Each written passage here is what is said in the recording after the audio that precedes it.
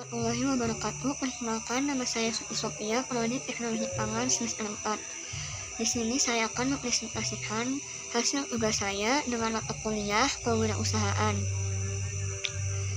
Di sini saya akan menjelaskan mengenai materi bab 5 tentang etika bisnis dan tanggung jawab sosial. Etika bisnis dan tanggung jawab sosial adalah aspek penting dalam dunia bisnis. Etika bisnis mengacu pada prinsip moral yang mengatur keputusan dan tindakan bisnis, sementara tanggung jawab sosial mengacu pada cara bisnis menyeimbangkan keuntungan dan pertumbuhan dengan kebaikan masyarakat. Selanjutnya ada etika dan nilai. Dasar etika. Etika didasarkan pada nilai-nilai hal-hal tak terwujud yang dianggap penting. Nilai-nilai individu membentuk dasar etika. Lalu penerapan nilai. Bertindak etis berarti bertindak sesuai dengan nilai-nilai tertentu. Meskipun nilai-nilai mungkin sama, penerapannya bisa berbeda. Selanjutnya ada nilai universal. Nilai universal adalah nilai yang dibagikan oleh semua budaya sepanjang sejarah. Contoh nilai universal yaitu memupuk generasi muda, mematuhi hukum, dan peduli terhadap orang dan orang sakit. Lalu ada etika bisnis. Prinsip moral. Etika bisnis adalah prinsip moral yang diterapkan pada masalah dan tindakan bisnis. Manfaat etika bisnis meningkatkan kepercayaan pelanggan, memotivasi karyawan, dan mencegah masalah hukum.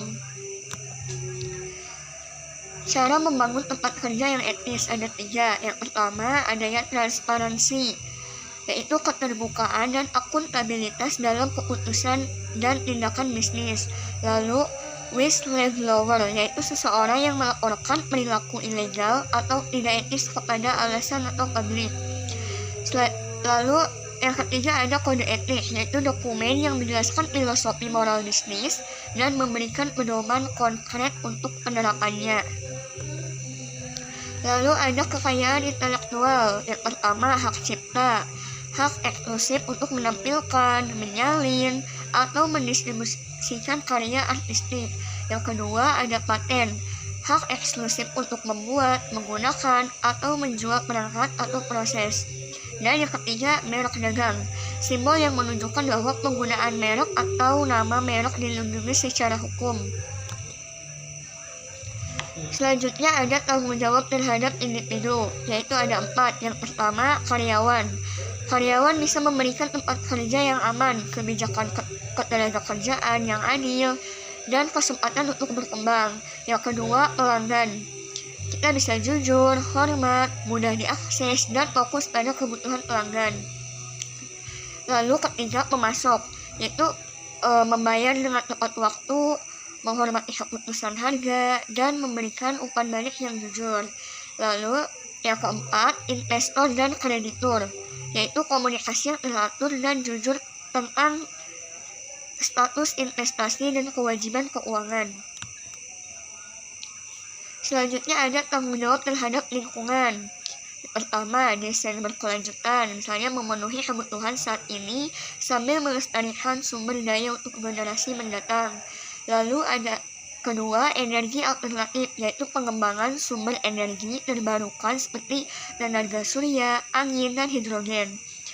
Lalu ada produk organik, produk yang dibuat dari tanaman dan hewan yang dibesarkan tanpa bahan kimia buatan. Dan yang terakhir, perdagangan adil, cara berbisnis yang didasarkan pada prinsip tanggung jawab sosial dan lingkungan. Selanjutnya ada tanggung jawab terhadap masyarakat dibagi 2 bagian. Yang pertama, pemasaran terkait penyebab, yaitu kemitraan antara bisnis dan organisasi untuk keuntungan bersama. Dan yang kedua, adanya filantropi, yaitu donasi uang dan sumber daya lainnya untuk tujuan sosial yang bermanfaat. Mungkin itu saja yang bisa saya sampaikan dalam materi ini. Kurang lebihnya mohon maaf. Wassalamualaikum warahmatullahi wabarakatuh.